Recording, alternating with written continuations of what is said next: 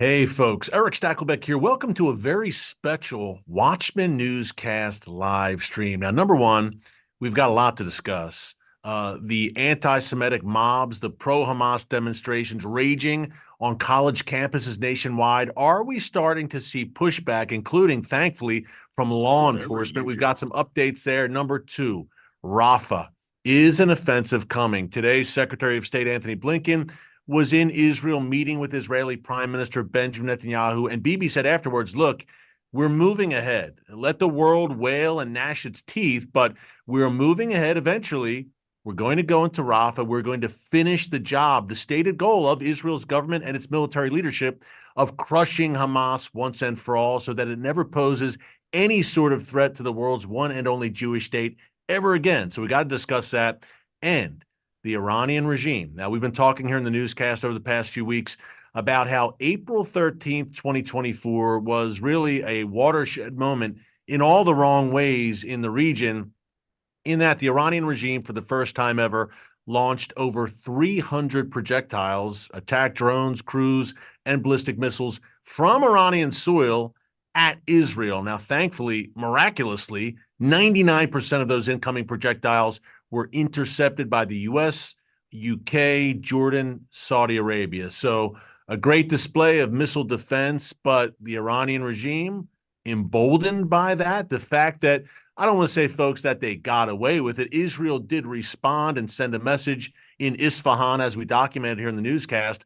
But is Iran emboldened right now, not only by the events of April 13th, but also by these pro-Hamas, I repeat, pro-Hamas demonstrators on college campuses who, by the way, on the night of April 13th, openly, supposedly peaceful protesters who want peace and want a ceasefire, yet they cheered, many of them, the news that Iranian missiles were on their way to Jerusalem. But I digress. Joining us now, a very special guest here on the Watchmen live stream to break down all of this is our good friend Lisa Daftari, editor-in-chief of the Foreign Desk, host of the Foreign Desk podcast. You've seen her all across media, Fox News, CNN, many other places. And tonight on TBN, on our nightly show, Stakelbeck Tonight, airing 7:30 p.m. with a re-air at 10:30 p.m. Eastern Time. Lisa will be joining me tonight on Stakelbeck Tonight. But in the meantime, she's here with us on the Watchmen Newscast live stream. Lisa, great to have you with us. Thank you for having me.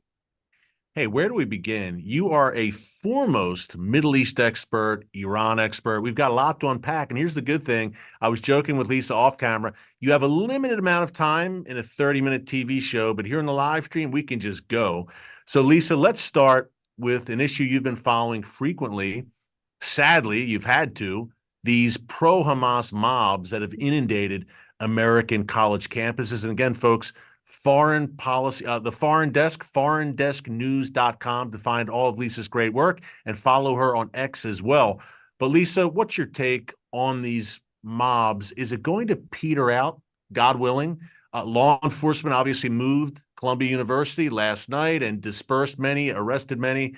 Is this going to gather more steam? What even if they peter out, what is the lasting impact of these anti-Semitic demonstrations that have raged across the United States over the past few weeks? Yeah, college kids tantruming with the help of professional agitators, as we know, so much money and influence coming from outside to these campuses. Eric, what I haven't been able to share with you before, because we just haven't had the time, is this is nothing new. I actually, before I was on air, I used to do a lot of investigative journalism and go undercover.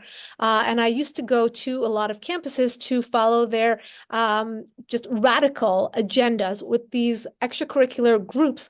And back then, we're talking about 2006, 2007, we knew that there was Hamas money coming into certain universities.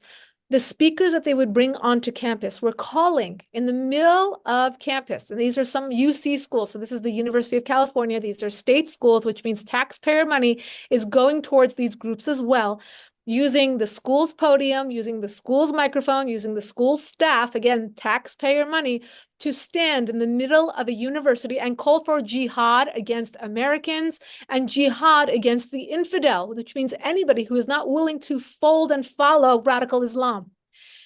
This was happening in the middle of American universities then. This is almost 20 years ago. And no one said anything. We tried to bring it to the chancellor of the school. Nobody wanted to hear it. Nobody wanted to follow the money. Nobody wanted to talk about the influence that was infiltrating these schools. Fast forward, for 20 years, they have worked on this. As somebody said to me the other day, when I was giving a talk, he said, certain people give money to a school and they'll put their name on the outside of the building, but these groups give the money and they go inside the building and inside the minds of these students. They buy a chair, they buy a department, they'll buy certain fellowships. They are radicalizing from the inside out. And what we're seeing at Columbia, what we're seeing at UCLA is a result of that.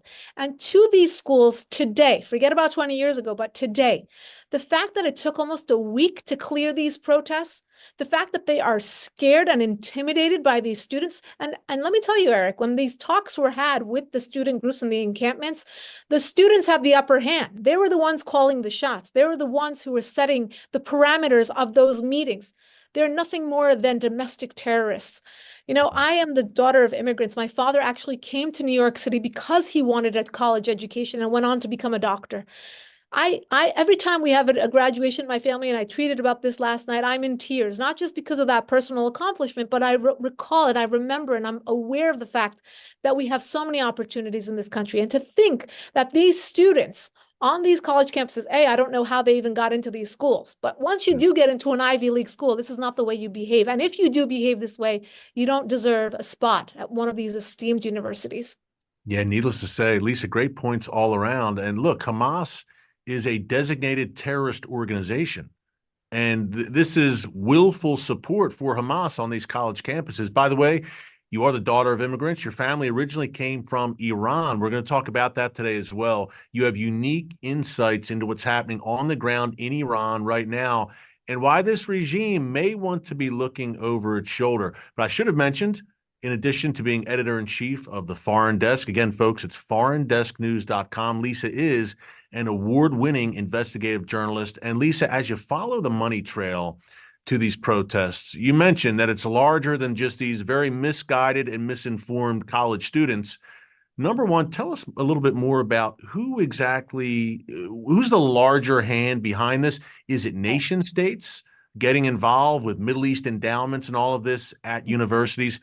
And number two, outside agitators, it seems, getting involved in these protests as well. What can you tell us about that?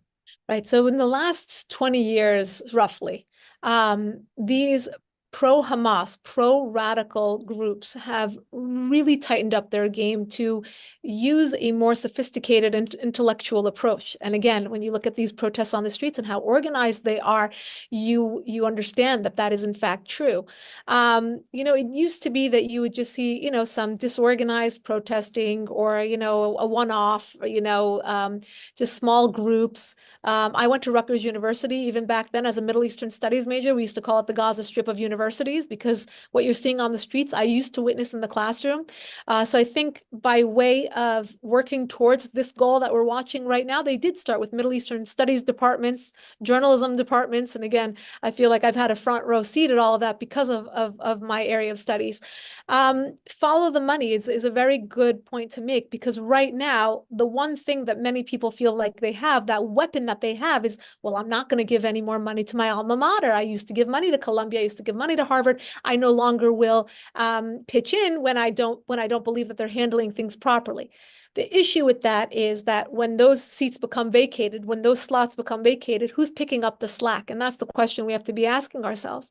And it's both. It's nation states like Qatar, like Iran's regime, like China. We know that they have the Confucius centers. We know that they want to have influence inside these schools. And again, they do it in such a formalized way that it goes undetected. That's why they send over their students as interns. And that's why they infiltrate so many sectors of our society, including science labs and again, media and Congress and things like that. So there's definitely been a very focused effort on infiltrating different sectors within American society.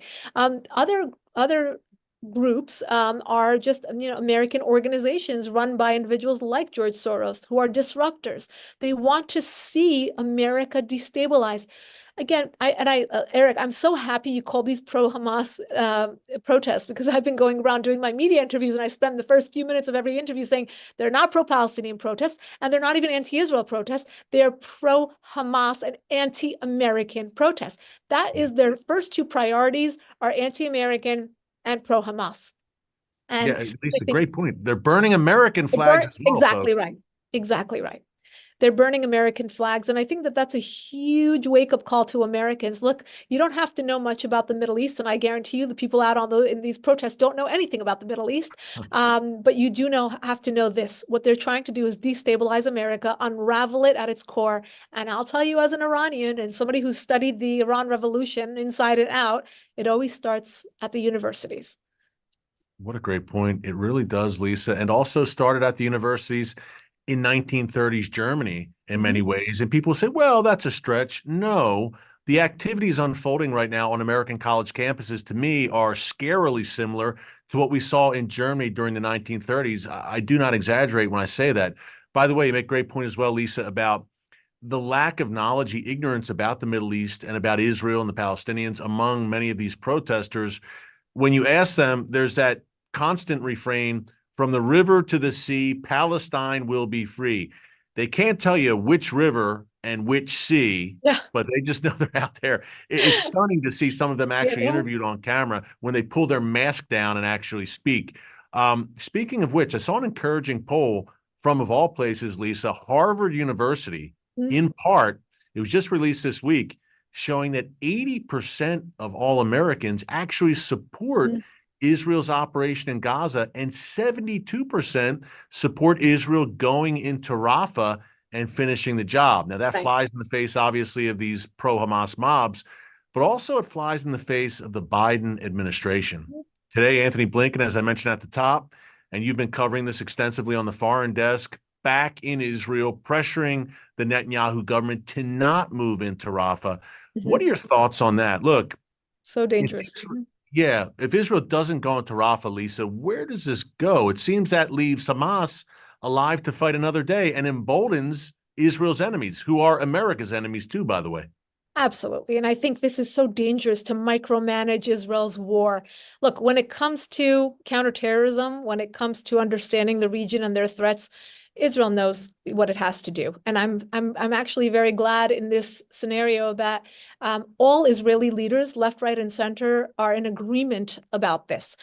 So I want to just take a moment to say, this is not a side point. This is actually comes up very often when people try to blame everything on Bibi Netanyahu, regardless, and this has been said by many people who are in much mightier positions than I am, but left, right, or center, regardless of who would be in office in Israel, they would have the same response to October 7th, because this is an existential threat. It is a nonpartisan national security threat, and it is not something that any Israeli would waver on for political points. That's number one. Number two, it is not for the White House to dictate who the Israeli leader is. Again, if we give aid to Israel, that is a mutual, beneficial, strategic relationship that we have with Israel. We benefit a lot from it. So many jobs, so much intel, so many potential national security threats that have been thwarted because of Israel's help with that. So you know, it's really damaging, and we saw this under the Obama administration. We said this at the time. When there is daylight between Israel and the United States, we both suffer for it, and that becomes vulnerabilities for both of us. And it doesn't matter. Back then, it used to be, well, Obama and Bibi have personal beef. It's not a personal relationship. That relationship and our foreign policy in general has to be ironclad. And our foreign policy has to be stable, consistent. It has to be predictable. Our enemies need to know where they stand. Our friends need to know where they stand. And my one last message to the Biden administration is these small concessions and these pivots that you're trying to make to appeal to certain voters in Michigan or Minnesota, they're not enough. Because unless you take Israel off the map, these voters aren't voting for you. So you might as well not throw our ally, the only democratic state in the region, under the bus for people who aren't going to vote for you, because again, these concessions are not enough for them. They're looking for the end of the state of Israel. And if you really get them in an honest moment, they'll say the end of Jews everywhere. So, this is what and you know what, Eric, I said that was going to be my final point, but I have one more thing to say. Please. With regards to Israel's strategy on Rafah, I'm so glad that they understand that they have to finish this war. And I'm so glad that they're not reacting. Maybe they have in the last 6 months, but in this instance, not reacting to public or global opinion, because we know that global opinion is not based on fact. If you follow urban war experts who do this for a living, they understand urban warfare as a science. They have said that the number of casualties and the deaths that have occurred among the Palestinians, and again, tragic. Even one death, regardless of who that person is tragic, and none of us want it. But there will be casualties in war.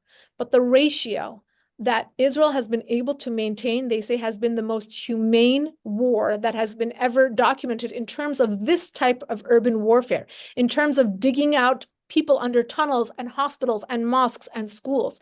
So when we actually have facts and people are not swayed by them, then it behooves Israel to do whatever it needs to do to protect itself and not to pander to those who are just throwing, global opinion in their faces. Yeah, this is key, Lisa. So glad you brought this up. Look, we've been arguing here on the Watchmen about the extraordinary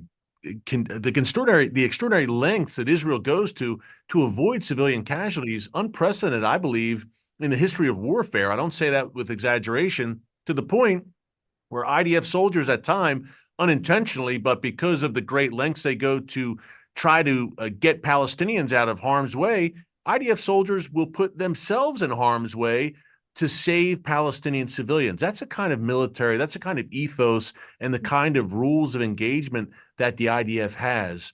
And I believe this, you mentioned military experts and guys like John Spencer, who's I was amazing. just going to Who, quote him, right? yes, who I know you've spoken to as well. He's a great one. He said, look, this will be studied. This campaign by Israel in Gaza will be studied for years to come for everything Israel has done right. Just the Correct. amazing performance of the IDF at a minimum of Mhm. civilian casualties, considering the circumstances. Gaza, which is a tightly packed madhouse, it's just extraordinary what the IDF is doing. You mentioned the Biden administration. And again, the perception of daylight between Israel and the U.S., a dangerous thing because our enemies are one and the same. And it seems, Lisa, that they're taking notes. When they see, I'm talking Iranian regime, you could take it China, Russia, Hamas, whoever, when they see the U.S. in many ways throw Israel under the bus and attempt to distance itself from certain Israeli actions, how much does the Ayatollah, for instance, in Iran, he just tweeted Mhm. about his glee over the protest on college campuses, the pro-Hamas mobs. How much does that really have an impact on the strategies of our enemies? Yeah, you just have to look around the world as to how many hotspots we have right now in terms of war, Russia invading Ukraine, China is just waiting. I mean, how many provocations have we seen from China in the last few months alone? I mean, they're really gearing up, and if they don't do it before the end of Biden's term, they would have to be stupid. And I hope I'm wrong. I hope I'm wrong. You look at the Taliban and how they've really gotten comfortable in Afghanistan, how they have cracked down on women. They said this is going to be a brand new Taliban. Obviously, it's not. We see ISIS is back on the scene with, claiming many around the world, including in Russia. We saw them at the theater there. You just have to look and see how damaging this truly is when you have an Ayatollah in Iran who cracks down on young people and has a fixation on persecuting, throwing acid in young women's faces and blinding them, and actually killing a woman because she was showing some of her hair, as we saw in the Massa Amini protests, and then applauding these spoiled, ignorant college students on American campuses. I mean, are you proud of yourself that a murderer in the Islamic Republic is proud of you? And perhaps they are proud of themselves, Eric. I think we've come so far. When you look at these college students wearing actual Hamas gear, they're not even like beating around the bush. They're not even saying, it used to be that they would just try to we're pro-Palestinian. Now they actually are wearing the Hamas gear. This is the U.S. designated terror organization. Yeah, These kids there's should be also been rounded up. Hezbollah. Yeah, there's also Hezbollah been Hezbollah flags flown at some of these protests. applauding Iran's the Islamic Republic's 300 missiles going into Israel. Look, I think at the end of it, you said something that triggered a thought in my mind. How does it look? Well, I don't think Israel's ever going to get off the hook. And before October 7th, you just needed to look at any day, any given day at the UN, and just it's a circus, right? Where countries like the Islamic Republic or even Saudi Arabia are given positions at the helm of human rights groups and women's rights groups, right? It's like backwards day every single day at that institution, and then you wonder, and then they write up Israel for every single transgression that's ever been. So I think that this is just the way it's going to be. It would be better if Israel did have a friend in the White House, and I think under the Trump administration, if you love him or hate him, he was phenomenal on Israel. The Abraham Accords are single-handedly the best thing that ever happened to the Middle East. And don't ask an Israeli, ask someone from Abu Dhabi. Ask someone who's now doing business, between Morocco and Tel Aviv. Ask someone who's doing business, with private or public, Yeah. business deals. I mean, it was a brilliant idea, and people forget, Eric, that this idea of peace through prosperity was first offered to the Palestinians. I actually had the Right. huge honor of working with the White House at that time on rolling out the Abraham Accords, and before that, this peace through prosperity deal that was offered to the Palestinians. And I remember it was on embargo because we had just come from the White House. And I was, I think, a few months pregnant. I tell my young son all the time, you've been to the White House so many times, you just were inside, not outside. We were able to work on this deal, and then we got the memo that the Palestinians didn't even open the binder to read this peace through prosperity deal. That deal would have turned Gaza into Saint-Tropez of the Middle East, and they didn't want it. So every time there is someone saying that the Gazans are starving, that they don't have X, Y, and Z, that they don't have a chance, that it's an open air prison, you have to remind them they had so many opportunities, but it's their leadership. The Palestinian people are a poor people. Poor as in, I feel sorry for them. They're victims. Why? Because of Hamas, because of poor leadership. Even the Palestinian Authority, they have never had a fair chance with a proper leadership. And it's not the Israelis or the UN or the United States that needs to give them what they need. They need to demand an end to radicalism. And what you're seeing on the streets of, again, Columbia, at UCLA, these kids don't even understand these things. They don't know how many times the Palestinians were actually offered a state. They don't know, actually, even closer to that, they don't know how many times Hamas has rejected a ceasefire, and they keep calling for a ceasefire. So when facts don't matter, Israel has to plug along and do what it needs to do to eradicate this existential threat.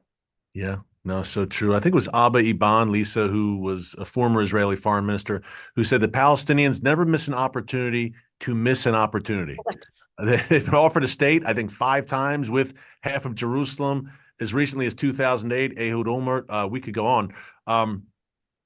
Also, want to mention, hey, you have personal experience on campus. You're speaking on college campuses nationwide on a frequent basis. You're also a PhD student right now, just on a side note. So the Iranian regime, just to stick with them, Lisa, and we want to get into the possible demise of this regime. I know that's going to make everyone very happy to hear that. Right.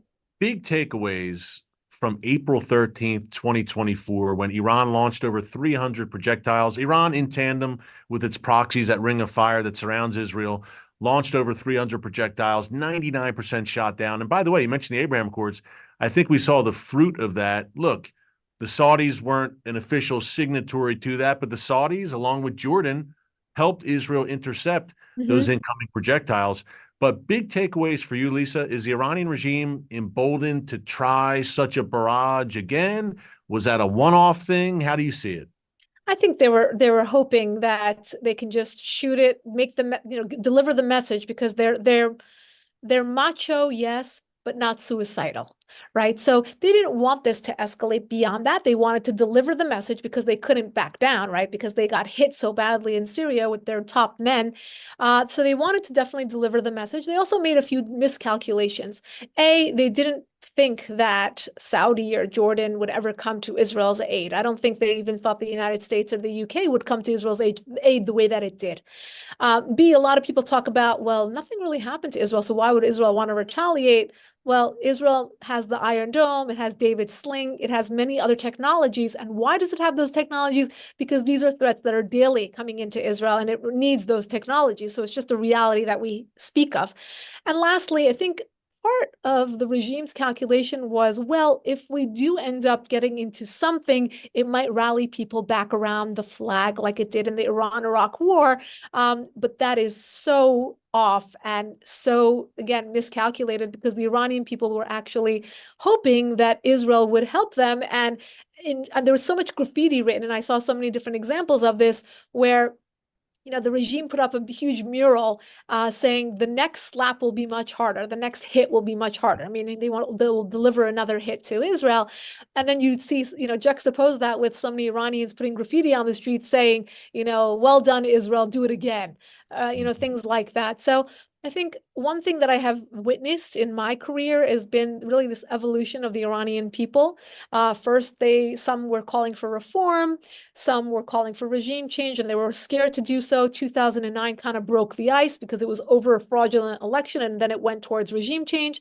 But now the proverbial straw that broke the camel's back, or whatever you want to call it, they're over that hump, and they truly will not settle for any reform, any changes. They do not believe anything this regime says, and they want change. So I think knowing that this government doesn't really have an appetite or any wiggle room for war when you don't have the people behind you, and so it will have to resort to what it has resorted to, which is the shadow war of having its proxies do its dirty work for it. Now, with regards to Israel, thank God for all these technologies. Israel has been able to root out Hamas in the way that it wants to, Rafah being that last obstacle.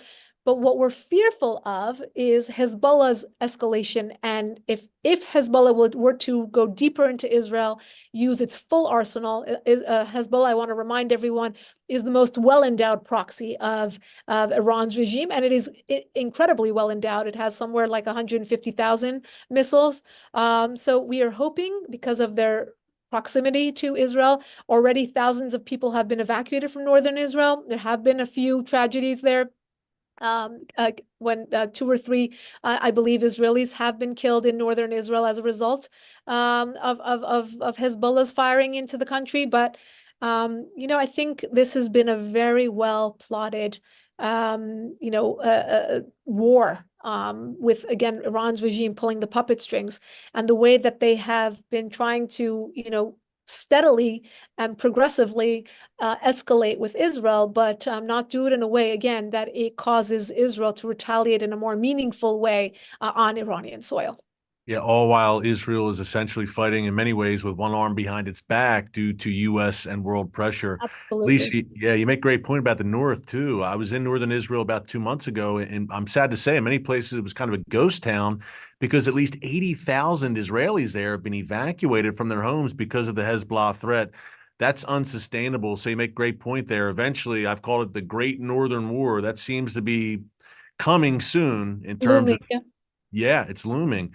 Hey, folks, if you're just joining us, this is the Watchman Newscast live stream. We are joined by our good friend Lisa Daftari, editor-in-chief of the Foreign Desk. Check out foreigndesknews.com. She's also got a great podcast of the same name, The Foreign Desk. She's an award-winning investigative journalist, media regular, Fox News, TBN, CNN. You've seen her everywhere, and she's with us now. Check her out again, foreigndesknews.com. Lisa's doing amazing work. That's why we're having her here. And she's on Stakelbeck tonight with me, our brand new TBN show at 7:30 p.m. and 10:30 p.m. Eastern time. You won't want to miss that. One last thing, if you have not subscribed to the Watchman News channel right here on YouTube, hey, be sure to subscribe and click the notification bell so you get alerts every time a new video is posted.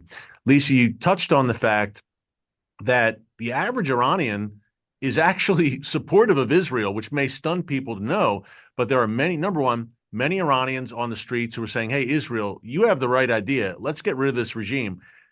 Tell us the point we're at. We saw major protests in late 2022, early 2023 in Iran against the regime. And we've seen protests really at times throughout the past 25 years, including some very large ones. Where are we at right now? I titled this live stream, Iran's regime nearing its end? Question mark. But is that a real thing? Could the Iranian regime eventually face its demise from the Iranian people, who are the main victims of this regime. Yeah, and that's probably the best chance that the Iranian people have is by their own hands and by their own grassroots movement to remove this regime. Very unfortunately, the Iranian regime, which was in a very vulnerable place, became very rich over the last 4 years. And that's because vital sanctions were removed by the Biden administration in hopes of getting back into another meaningless JCPOA nuclear deal. And if you recall, I just want to catch everyone up. 2015, President Obama campaigned on it. That was his whole, I mean, he used to dream of this deal, and he finally got one. It was a nuclear deal with the P5+1, the United States leading the Europeans, Russia and China on striking a deal with Iran's regime. The problem with that deal is that it gave Iran almost everything in its power to get on the 1 yard line. And we thought that we can trust them to keep them there. Obviously, a meaningless deal. And President Trump pivoted completely and said, I'm going to pull out of the deal. And in May of 2018, he did absolutely that. So coming into his presidency, President Biden wanted to please the Iranian regime, so we removed a lot of vital sanctions. And what happened? The Iranian regime started selling oil to China and Venezuela, and started selling weapons to Russia, and we've now reported about $90 billion that they've earned. And where have they put that money? Right into their proxies, right into their weapons arsenals. The centrifuges are spinning. Hezbollah and Hamas are filling their pockets. October 7th is a direct result of that. The reason I'm outlining all these things is because the average Iranian can tell you all of these things.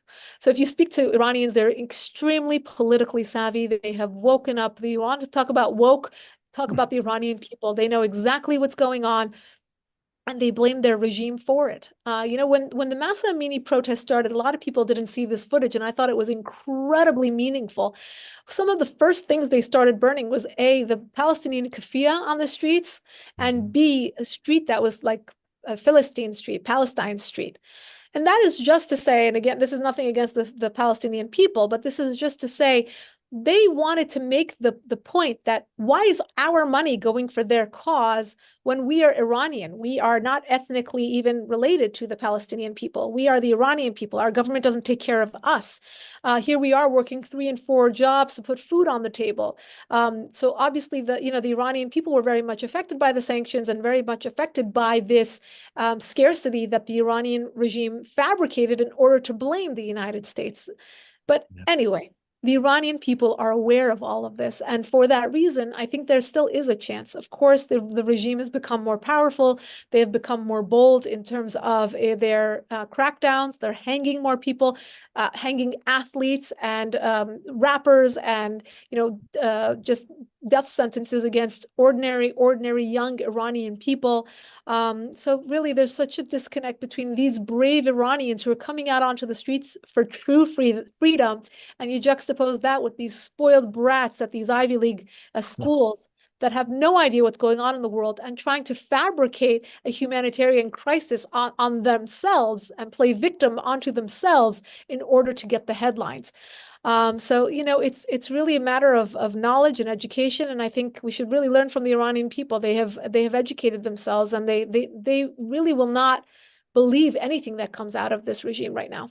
It's hard to believe, Lisa, 45 years under the jackboot of this tyrannical, evil, truly, truly evil regime. And hey, you've spent the better part of your career advocating for the people of Iran. I'd say you're a human rights activist, an activist for the women, an advocate for the women inside Iran who have suffered horrific harassment and persecution from this regime. You're an advocate for religious minorities inside of Iran.